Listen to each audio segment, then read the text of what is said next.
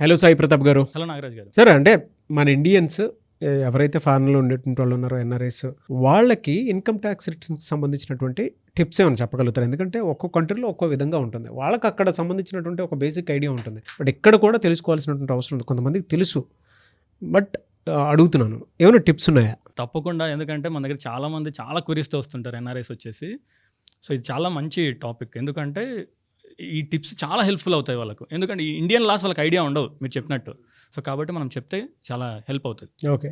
So అందులో first tip ఏంటి అంటే వాళ్ళకు ఇండియాలో ఎన్ని డేస్ స్టే చేస్తారో దాన్ని బేస్ చేసుకొని వాళ్ళకి రెసిడెన్షియల్ స్టేటస్ ఉంటుంది. అంటే ఒక పర్సన్ రెసిడెంటా, నాన్ రెసిడెంటా అని తెలియాలి అంటే వాళ్ళు ఇండియాలో ఒక ఫైనాన్షియల్ ఇయర్‌లో ఎన్ని డేస్ స్టే చేస్తారో దాని మీద డిపెండ్ అయి ఉంటుంది. సో ఈ నెంబర్ ఆఫ్ డేస్ అనేవి ఒక్కరోజు ఇంక్రీజ్ అయినా కూడా వాళ్ళ రెసిడెన్షియల్ స్టేటస్ చేంజ్ అయిపోయి ఇండియాలో ట్యాక్సెస్ హెవీగా పడే ఛాన్సెస్ ఉంటాయి. సో రెసిడెంట్కి అయితే మొత్తం సివియర్గా ట్యాక్సెస్ పడతాయి ఇండియాలో. అంటే ఓవరాల్గా గ్లోబల్లో వాళ్ళకి వేరే కంట్రీలో ఏదైతే ఇన్కమ్ జనరేట్ చేస్తారో దాని మీద కూడా ట్యాక్స్ పడుతుంది. అదే నాన్ రెసిడెంట్ అయితే ఓన్లీ ఇండియన్లో ఏదైతే ఇన్కమ్ జనరేట్ అవుతుందో దాని మీద మాత్రమే ట్యాక్స్ పడుతుంది. ఓకే. మనం రెసిడెన్షియల్ స్టేటస్ చాలా ఇంపార్టెంట్. మీకు సింపుల్గా చెప్పాలి అంటే ఒక గుడ్డి గుర్తు 182 డేస్ కంటే ఇండియాలో ఎక్కువ ఉంటే మీరు రెసిడెంట్ కింద ట్రీట్ అవుతుంది. ఓకే. సో చాలా మంది ఏం చేస్తారంటే ట్రిప్ కానీ ఇండియాకి వస్తారు. అంటే వాళ్ళ పేరెంట్స్ని విజిట్ చేయడానికి దేనికోసానికి ఇండియాకి వస్తారు. సో 2-3 మంత్స్ ఉంటే బెటరే. కానీ ఎక్కువ రోజులు ఉన్నారనుకోండి వాళ్ళ రెసిడెన్షియల్ స్టేటస్ అనేది ఎఫెక్ట్ అయ్యే ఛాన్సెస్ ఉన్నాయి. ఒక్కసారి జాగ్రత్తగా చూసుకొని ఈ రెసిడెన్షియల్ స్టేటస్ అనేది ఇంపాక్ట్ కాకుండా చూసుకోండి. Okay. So this is the first tip. Second tip, NRIs ఎవరైతే ఇండియాకి వస్తున్నారో వాళ్ళు అందరూ ప్రతి చోట వాళ్ళ ఎన్ఆర్ఐ స్టేటస్ అనేది అప్డేట్ చేయాలి. ఎందుకంటే చాలామంది రెసిడెంట్ కిందనే అట్లే కంటిన్యూ అవుతుంటారు. వాళ్ళ ట్యాక్సెస్ కూడా ఇండియన్ ట్యాక్స్ లాస్ అంటే ఇండియన్ రెసిడెంట్స్కి ఏదైతే ట్యాక్స్ అప్లికబుల్ అవుతుందో దాని ప్రకారం డిడక్ట్ అవుతూ ఉంటుంది. కానీ ఇన్కమ్ ట్యాక్స్ రిటర్న్ ఫైల్ చేసేటప్పుడు మాత్రం వాళ్ళు నాన్ రెసిడెంట్ కానీ ఫైల్ చేస్తారు. సో ఈ రెండు మిస్ మ్యాచ్ వచ్చి వాళ్ళకి రేపు ఫ్యూచర్లో ఇంపాక్ట్ అయ్యే ఛాన్సెస్ ఉన్నాయి. సో ఎక్కడెక్కడ మనం అప్డేట్ చేయొచ్చు అంటే ఫస్ట్ ప్లేసెస్ వచ్చేసి ఇన్కమ్ ట్యాక్స్లో మనం అప్డేట్ చేయాలి నాన్ రెసిడెంట్ కింద. మరి బ్యాంక్స్లో అప్డేట్ చేయాలి నాన్ రెసిడెంట్ కింద. అలానే మన ఇన్సూరెన్స్ డాక్యుమెంట్స్లో కూడా మనం అప్డేట్ చేయాలి. అలానే మీ డీమ్యాట్ అకౌంట్స్లో అప్డేట్ చేయాలి. లోన్ డాక్యుమెంట్స్లో కూడా అప్డేట్ చేయాలి. ఇవన్నీ మనం అప్డేట్ చేస్తే మనము ఫ్యూచర్లో ఇబ్బంది పడకుండా ఉంటాం. వచ్చేసి ఏంటి అంటే ఎవరైతే ఎన్ఆర్ఐస్ ఉన్నారో ఇండియాలో ట్యాక్స్ పడుతుంది వాళ్ళకి ఇండియన్ ఇన్కమ్ మీద, ఫారెన్లో కూడా ట్యాక్స్ పడుతుంది. మనం ఫారెన్ ట్యాక్సెస్ గురించి మనం మాట్లాడుకోవాలి. ఎందుకు అంటే సో వాళ్ళకు అక్కడ ఫారెన్ కంట్రీలో వాళ్ళ గ్లోబల్ ఇన్కమ్ ట్యాక్సిబుల్, ఫారెన్ కంట్రీలో వాళ్ళు రెసిడెంట్ అయ్యి ఉంటారు. సో అప్పుడు ఇండియాలో జనరేట్ అయ్యే ఇన్కమ్ మీద వాళ్ళకి ఫారెన్లో కూడా ట్యాక్స్ కట్టాల్సి వస్తుంది.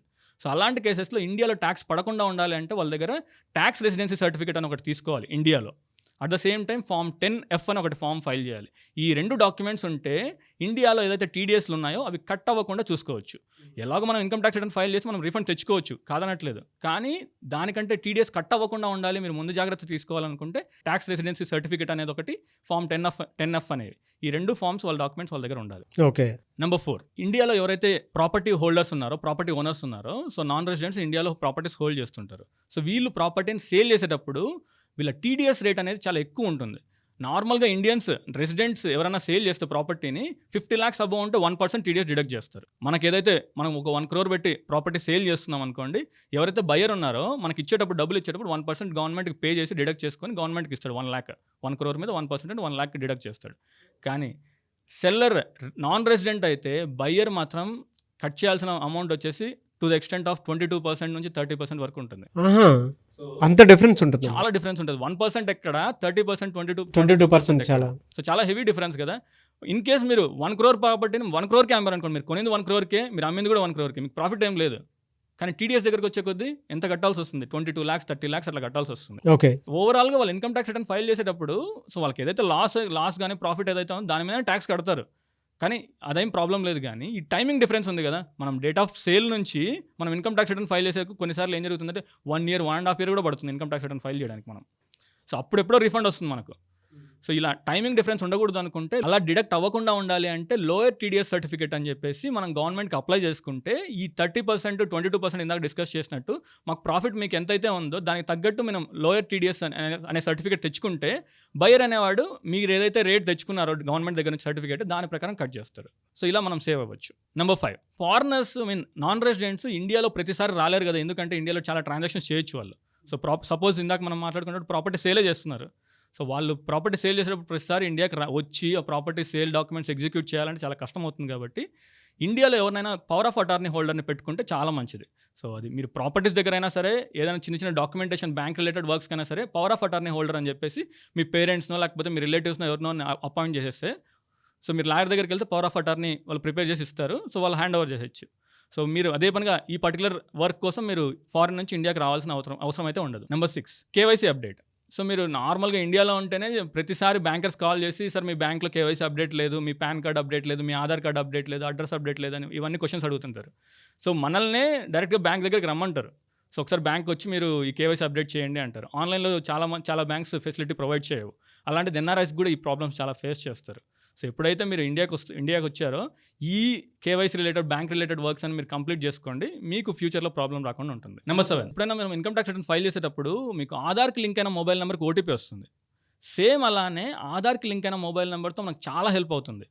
సో మనం ఫారెన్లో ఉన్నా కూడా ఆధార్కి లింక్ అయిన మొబైల్ నెంబర్కి ఓటీపీస్ ఏదైనా వస్తే చెప్పడానికి స్కోప్ ఉండాలి అంటే ఇండియన్ సిమ్ కార్డ్ ఒకటి మీరు యాక్టివ్లో ఉంచేసుకొని ఆ సిమ్ కార్డ్ మీ ఆధార్కి లింక్ చేసుకొని మీరు పెట్టుకున్నారనుకోండి, ఓన్లీ ఇన్కమ్ ట్యాక్స్ ఒకటే కాదు చాలా విషయాలకు మీకు ఇండియన్ సిమ్ కార్డ్ మీకు హెల్ప్ అవుతుంది. అంటే మీకు బ్యాంక్ రిలేటెడ్ SMS కూడా మీకు రావడానికి స్కోప్ ఉండేది మీకు ఇండియన్ సిమ్ కార్డ్కే వస్తాయి. సో ఫారెన్ దానిలో కొన్నిసార్లు రావచ్చు రాకపోవచ్చు. కాబట్టి కంపల్సరీ ఒక ఇండియన్ సిమ్ కార్డ్ అనేది మీరు యాక్టివ్లో ఉంచుకోవడం బెటర్. నెంబర్ 8 సో ఇండియాలో ఉన్న వాళ్ళకి రెసిడెంట్స్ అయితే పాన్ ఆధార్ లింక్ చేయడం మ్యాండేటరీ.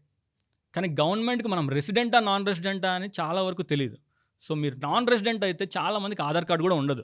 అప్పుడు పాన్ ఆధార్ లింక్ అనే కాన్సెప్టే ఉండదు కదా. సో మీరు నాన్ రెసిడెంట్ అయితే మీ అసెసింగ్ ఆఫీసర్కి ప్రాపర్గా మీరు ఇన్ఫామ్ చేస్తే మీరు పాన్ ఆధార్ లింక్ లేదని చెప్పి మీ పాన్ కార్డ్ డీయాక్టివేట్ అవ్వకుండా ఉంటుంది. సో మీరు ఎప్పుడైతే మీ అసెసింగ్ ఆఫీసర్కి మీరు నాన్ రెసిడెంట్ అని ఇన్ఫామ్ చేస్తారో అప్పుడే మీకు ఈ ప్రాబ్లం సాల్వ్ అవుతుంది. అప్పటి వరకు మీ పాన్ కార్డ్ అనేది డీయాక్టివేట్ అవుతుంది. Number 9 income tax returns. So మీరు ఇన్కమ్ ట్యాక్స్ రిటర్న్స్ ఇండియాలో అంటే ఒక 1 lakh ఇన్కమ్ జనరేట్ అయినా కూడా మీరు ఇన్కమ్ ట్యాక్స్ రిటర్న్ ఫైల్ చేసుకోవడం చాలా ఇంపార్టెంట్. ఎందుకంటే ఈ 1 lakh కూడా మీకు టీడీఎస్ డిడక్ట్ అయ్యే స్కోప్ చాలా ఎక్కువ ఉంది ఇండియాలో. ఓకే. సో ఆ టీడీఎస్ మీరు ఏదైతే డిడక్ట్ అయిందో అది రీఫండ్ తెచ్చుకునే స్కోప్ ఉంటుంది ఇన్కమ్ ట్యాక్స్ రిటర్న్ ఫైల్ చేస్తే. సో అలాంటిది పెద్ద ట్రాన్సాక్షన్స్ చేస్తే income tax return mandatory compulsory file చేయాలి, మీరు ఇగ్నోర్ చేయొద్దు. సో ఇన్కమ్ ట్యాక్స్ రిటర్న్ చాలామంది ఇగ్నోర్ చేస్తున్నారు. మీకు కనీసం మీకు ఏదో విధంగా హెల్ప్ అవుతుంది, రీఫండ్ అయినా వస్తుంది మీకు ఏదైనా ట్యాక్స్ డిడక్ట్ అయ్యి ఉంటే. నెంబర్ 10 ఫారెన్లో ట్యాక్స్ కడతాము, ఇండియన్ ఇన్కమ్కి కూడా ఫారెన్లో ట్యాక్స్ కడతామని ఇందాక మాట్లాడుకున్నాం. సో కానీ ఇండియాలో మీరు ఫారెన్లో కట్టిన ట్యాక్సెస్ మీరు రీఫండ్ తెచ్చుకోవచ్చు. దాన్నే DTAA అంటారు, డబుల్ ట్యాక్స్ అవాయిడెన్స్ అగ్రిమెంట్ అని. సో ఇండియాకి చాలా కంట్రీస్తో ఈ అగ్రిమెంట్ ఉంది. అంటే 2 సార్లు ఏ కంట్రీలో ట్యాక్స్ పడకుండా ఉండడానికి ఒక అగ్రిమెంట్, ఒక ట్రీటీ అంటారు దాన్ని, డబుల్ ట్యాక్స్ అవాయిడెన్స్ అగ్రిమెంట్ అని. సో ఇలాంటి చాలా కంట్రీస్ ఉన్నాయి. మన ఇండియాకి వచ్చేసి US ఉంది, UK ఉంది, అట్లా చాలా కంట్రీస్తో ఉంది టైఅప్. సో మీరు ఫారెన్లో ఏదన్నా ఇండియన్ ఇన్కమ్కి మీరు ట్యాక్స్ పే చేసి ఉంటే దాన్ని ఇండియాలో ఇన్కమ్ ట్యాక్స్ రిటర్న్ ఫైల్ చేసేసి మనం రీఫండ్ తెచ్చుకోవచ్చు. అంటే ఇన్ కేస్ ఒక పర్టికులర్ ఇన్కమ్కి ఫారెన్లో మీరు ఒక 10,000 ట్యాక్స్ కట్టారనుకుందాం, మరి ఇండియాలో మీరు ఒక 15,000 కట్టాలి ఆ ఇన్కమ్కి. మీరు ఏదైతే ఫారెన్లో 10,000 ట్యాక్స్ కట్టారో సో ఆ 15,000లోంచి 10,000 లెస్ చేసి రిమైనింగ్ 5,000 మాత్రం ఇండియాలో కడితే సరిపోతుంది. ఆ 10,000 అనేది ఇండియన్ గవర్నమెంట్ మీకు రిలీఫ్ ఇస్తుంది. దట్టు సబ్జెక్టు మీరు ఇండియాలో proper income tax return file చేయాలి, ప్రాపర్ దానికి సంబంధించిన ఫార్మ్స్ ఫైల్ చేయాలి. సో ఇవ్వండి. సో ఓవరాల్గా ఈ 10 టిప్స్ మీరు గుర్తుపెట్టుకుంటే మీకు చాలా హెల్ప్ అవుతుంది. వెరీ గుడ్ ఇన్ఫర్మేషన్ అన్న. Thank you so much sir. Thank you అండి.